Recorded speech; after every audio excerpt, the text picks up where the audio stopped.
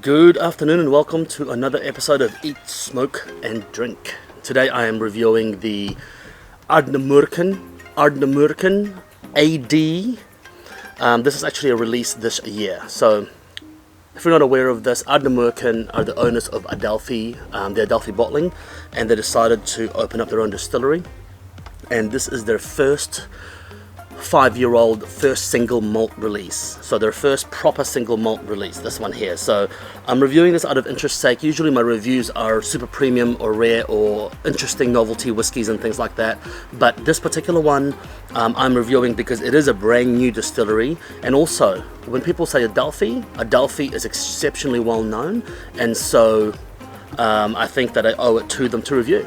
46.8%. It doesn't really say what cask it is or anything like that, so that's irrelevant, it doesn't really matter, but it's a 46.8%. So let's get nosing. From the get-go, it's quite a strange nose. Not your typical whiskey. Slightly medicinal, slightly herbal. Different style. A very different style to your typical whiskies out there. It's definitely got a very herbal and medicinal note to the nose, but just a little bit more nosing and breathing, you start to get more of that typical note, so typical whiskey notes. So what I'm getting here, a waft of smoke, a little bit of peat. Okay, I'm getting a little bit of peat. It's not too heavily peated, so it could be residual peat. It could just be a small, a small influence in there. I don't know. Smoky, a hint of just very, very, very faint hint of rubber and plasticine. Then I'm getting some of that.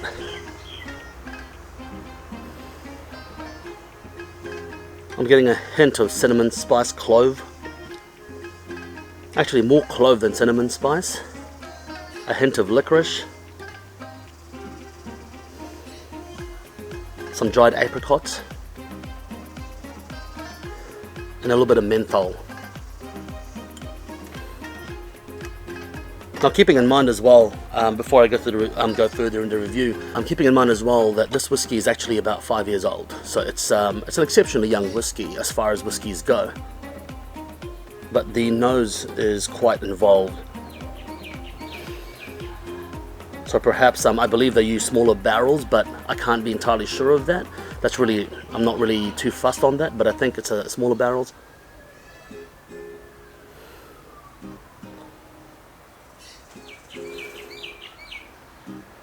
I'm getting some minerality in there. Slight salinity. Yeah, I'm getting a slight salinity in there. Some toffee,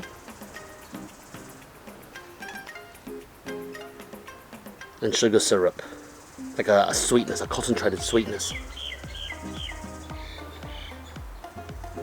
I mean, you really look for it in the back of the nose. There is a floral note to it, like a honeysuckle. But on the front of this, of the nose, herbal. Medicinal, slightly medicinal.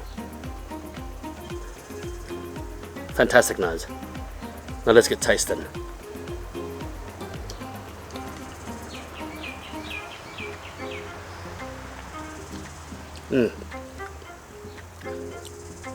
Definitely a herbal profile to it.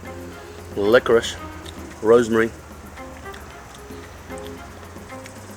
It's got a peppermint heat.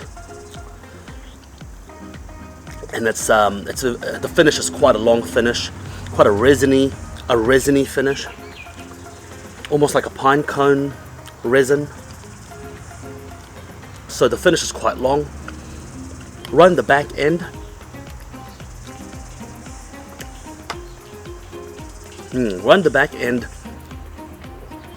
I can still get a hint of the new make, but it's not overly pronounced.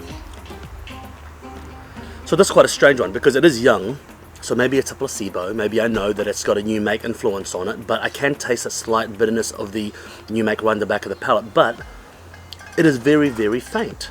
it is exceptionally faint. So for 5-year-old whiskey, this is an exceptionally flavored whiskey for a 5-year-old whiskey. If you weren't looking for it, you wouldn't be getting it. And so that's quite an interesting thing in itself. But that new make spirit is not always a bad thing as well with some whiskies. Sometimes it complements the zestiness, the youthfulness, it's vibrant, it's quite forward, and sometimes it's actually quite good. So it's not about the age of the whiskey, but it's quite surprising that for 5-year-old whiskey, the new make note right in the back end is actually relatively or remarkably tapered off. That's very interesting in itself. But it is herbal, it is medicinal, slightly savoury, slightly saline. I can get some peat and smoke in there. Not prominently, not overtly, but I can definitely get a peat and smoke in there somewhere. And I'm getting an unripe stone fruit, like an unripe nectarine, unripe apricot, a little bit powdery, a little bit dry, but palatable nonetheless.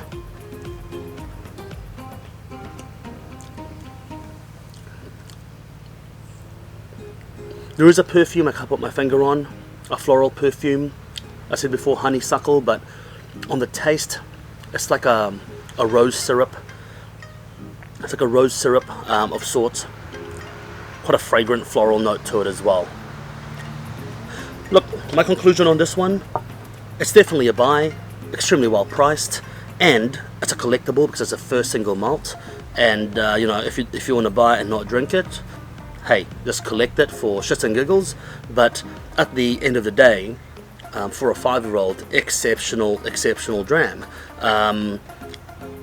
I'm actually quite disturbed by the fact that it's only a 5-year-old and it tastes this way.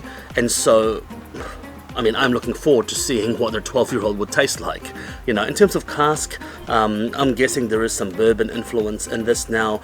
I'm not entirely sure about this, but I've heard a few things, so I would appreciate some feedback from anyone who actually knows for sure. But I've heard that Adelphi is hoarding lots of first fill sherries to try and season some of the sherry out, so it's such a heavy influence, and they're using that barrel for the Ardnamurchan, these ones, which means that this could potentially have barrels that's been used as first fill for other distilleries, and so the uniqueness of it is also part of that process. So that's quite an interesting thing in itself. But look, I'm not entirely sure if that's the case, but if it is, then that would add an extra interest factor. Cigar pairings. It's quite a youthful whiskey. Quite,